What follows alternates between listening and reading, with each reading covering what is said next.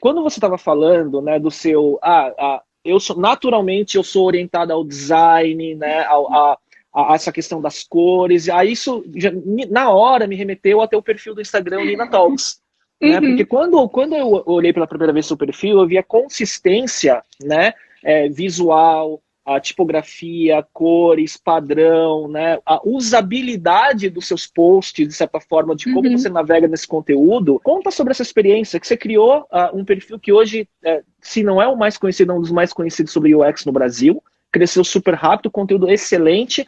Quando você começou o perfil, como que é o seu processo de produção de conteúdo? Então, justamente quando eu estava começando a estudar a respeito de UX, porque eu queria fazer essa transição, né? Eu descobri a área, eu falei, gente, é com isso que eu quero trabalhar. Mas eu já estava em mais da metade da faculdade de computação. Eu falei, não faz sentido eu trocar para design. E hoje em dia eu vejo que o UX é muito mais do que a simples matéria de design, né? Então, todo o meu conhecimento de programação eu aplico no meu dia a dia. E tudo que eu estudo por fora também eu consigo aplicar. Então, inclusive na área de UX, tem muita gente que é de publicidade, de arquitetura, de engenharia, tá todo mundo ali sempre buscando e agregando.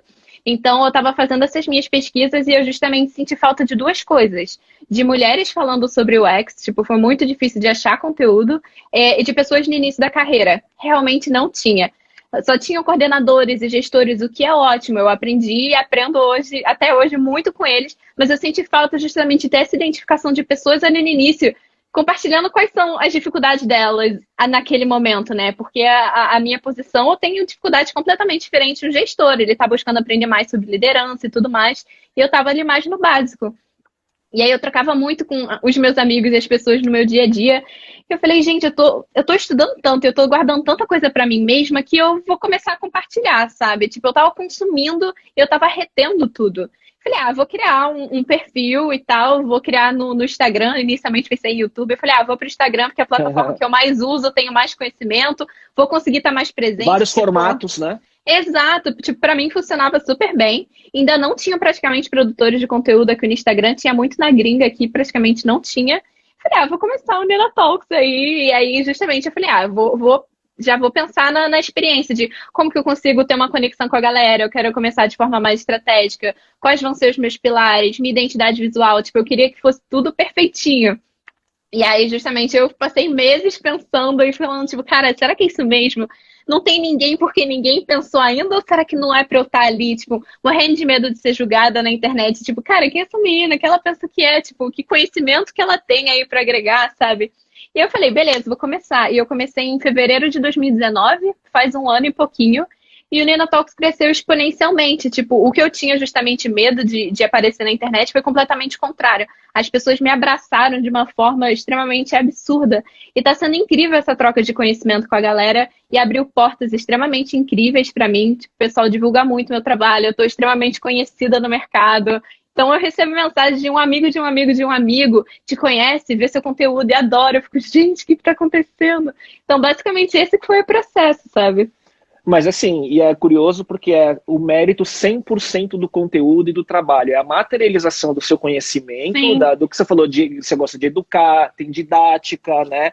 Tem experiência com o conteúdo, né? Agora, quanto tempo você gasta?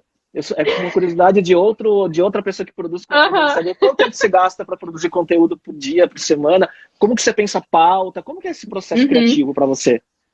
Então, eu já sinto que minha cabeça ela já virou uma chave de tudo que eu vejo, eu já penso em como que aquilo pode se tornar conteúdo. Então, se eu leio um artigo, se eu vejo um vídeo, se alguém me manda alguma coisa, eu já fico, será que isso faz sentido se tornar conteúdo? E eu anoto toda e qualquer ideia. Então, eu tenho uma lista gigante assim de ideias, eu organizo tudo no Notion e eu vou listando lá tudo. Ah, você usa Notion. Eu uso o Ótimo. Notion. Nossa, o Notion, eu organizo a minha vida no Notion. Amo. E aí, eu meio que separo assim, como eu ainda tô na faculdade, normalmente tenho aula de manhã, e aí eu vou pro trabalho é ótimo, eu dou alt tab e vou pro trabalho. E aí eu tento sempre aproveitar o horário do almoço e final de dia para fazer as minhas coisas assim da minha vida. E minha vida acaba sendo muito Nina Talks. Então, pô, depende muito. Tem posts ali que eu já fiz uma pré-seleção de indicações de livros. Então, pô, eu faço mega rápido, porque a gente já tem vários templates de tanta gente fazer várias questões. Às vezes eu quero me aprofundar em algum assunto, eu falo, pô, isso pode se tornar um post, mas porque eu tô pesquisando sobre isso. Ou contextos do meu dia a dia. De tinha uma vez que eu queria muito defender lá no trabalho, da importância de a gente colocar ilustrações lá num fluxo de ativação. E as pessoas simplesmente falaram, não. Aí eu falei, mas faz muito sentido. Eu falei, então eu vou chegar na próxima reunião extremamente munidas de informações para defender o meu ponto. E aí eu super estudei o tema, e aí eu cheguei na próxima lá, defendi e fiz a minha apresentação de por que fazia sentido a gente usar isso. E aí o pessoal aprovou. Eu falei, gente, isso vai virar um post, tipo, eu já tenho conteúdo, é só eu ir quebrando em pequenos pedacinhos e realmente montar o layout. Então, até para mim é um processo de aprendizado extremamente grande. Porque como a gente tem que tornar didático, como a gente tem que meio que mastigar esse conteúdo para colocar de uma forma que seja interessante para a galera, porque aqui no Instagram eu falo sempre que é snacks, not meals, né? É tipo lanchinho, você não vai entregar uma refeição inteira. Então, para mim, eu acabo aprendendo muito mais. Eu sinto que eu acabo guardando muito mais informação, eu aprendo muito mais. Eu sinto que eu consigo fazer ligações de, pô, eu li num livro, eu vi num artigo, eu fico tipo, caramba, isso é coisa de pessoa inteligente fazer referências, sabe? E é justamente porque eu fico estudando tanto, e aí, tipo, eu vou quebrando em pequenos pedacinhos, eu acho isso extremamente legal. Então, meu tempo livre, eu tô sempre fazendo Nina Talks no final das contas, e pra mim é prazeroso. Então, tipo, eu nem vejo como trabalho. Eu entro, faço alguma coisa, faço um layoutzinho e vou soltando aos poucos. Mas é curioso, porque ele poderia ser um hobby, mas ele está integrado com tudo. Ele está integrado com a sua profissão, com o seu dia a dia, né, com todas as suas experiências. Tudo que você gosta, você pode tangenciar como UX, de certa forma, não é? Uhum. É bem legal. Uma curiosidade, até perguntaram aqui algumas pessoas nos comentários, e é uma curiosidade minha que eu já estava querendo perguntar. Você diagrama e layout aonde os seus posts? Qual é o app? Então, eu faço no Sketch, que ele é tipo um Illustrator, e agora eu tô até migrando pro Figma, na verdade. Então, eu gosto bastante, mas eu sempre falo pra galera que ferramenta, tipo assim, é o de menos. Às vezes, se eu quero fazer algum vídeo, botar algum GIF, eu faço até no Keynote. Tipo, dá pra fazer os layouts que a gente quiser. Acho que é importante a gente materializar na nossa mente, pegar muita inspiração, muita referência. Nossa, eu procuro muito no Pinterest, procuro no próprio Instagram. Se eu gosto um pouco do layout de alguém, tipo, eu já salvo pra isso servir de insumo de alguma forma. Mas eu uso o Sketch. Uma outra pergunta, você hoje, olhando, até derivando a pauta, mas ainda em cima de Nina Talks, o Instagram é seu canal hero, seu canal principal, onde está seu repositório. Eu concordo muito com essa questão de snacks e não meals, né? Porque, na verdade, o Instagram, o pessoal está no feed, está vendo stories, então tem que ser conteúdo curto, que senão você não vai ter retenção, né? Mas você pensa em adaptar o conteúdo para outros canais, em outros formatos? Você já pensou nisso?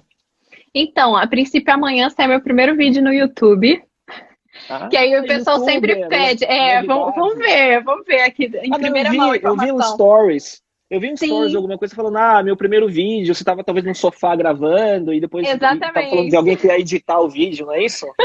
Consegui um editor para me ajudar, um amigo meu tá me ajudando a editar, eu falei, vou soltar meu primeiro vídeo e vamos ver, vou testar aí as estratégias, porque realmente demanda muito mais tempo, escrever roteiro, gravar, iluminação e tal, então aí realmente vão ser coisas mais esporádicas. O Instagram eu sinto que vai ser o meu foco, mas penso em migrar para o YouTube para poder me aprofundar justamente essa questão de serem conteúdo mais longo. Snacks, sabe? Eu sinto falta de um conteúdo mais longo. Às vezes eu faço, tipo, uma sessão enorme de stories pra galera, porque eu quero falar, quero apresentar e tal.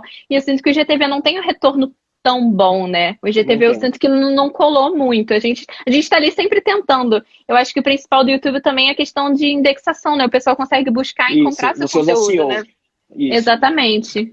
E é isso que eu tenho pensado, até batendo uma bola sobre isso, porque as minhas lives, eles são basicamente a matéria-prima do podcast. Então ele fica no IGTV, eu extraio o áudio, edito no Audacity, vai pro Spotify, só que edito, corto o início, fim, algumas redundâncias e tal. Mas o que eu vou fazer? O teste que eu vou fazer, porque como você não pode impulsionar o conteúdo do IGTV, então, basicamente, você depende do orgânico dele, né? E ninguém entra no perfil de alguém para entrar na tab do IGTV para ficar browsing o IGTV e procurar um conteúdo. É muito raro isso acontecer. Exato. Então, a minha hipótese é pegar essas lives que estão no IGTV, reformatar para formato 16:9 e republicar editado no YouTube. E usar de metadado, todas as estratégias de CTR e CTA e jogar para o YouTube, entendeu? E aí eu uso do search do YouTube como ferramenta de aumentar a audiência também no mesmo conteúdo. Justo. Né?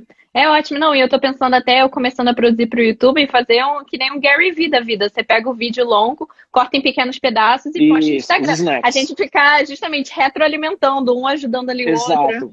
E é o que eu transformar faço, em podcast também. Daqui vira podcast, vira post, vira microconteúdos, vira infográfico e tudo mais. E o Gary Vee é legal essa referência que você falou, Porque é engraçado, eu conheço o Gary Vee da época que ele tinha o Wine Library TV, que é mais de 10 anos atrás, antes dele ter Vayner Media, antes de tudo, ele foi pioneiro no YouTube vendendo vinho. Daí veio o entendimento dele de uso estratégico do canal com as técnicas, usar o algoritmo, usar o timing certo para lançar conteúdo, do hype de um assunto e tal.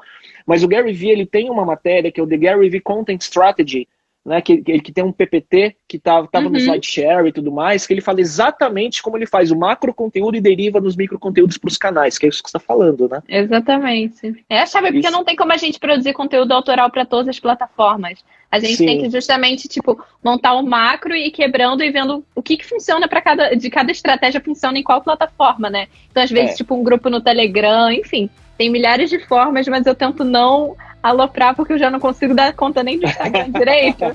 Você vai ter que ter uma fábrica de conteúdo trabalhando com você daqui a pouco. Exatamente.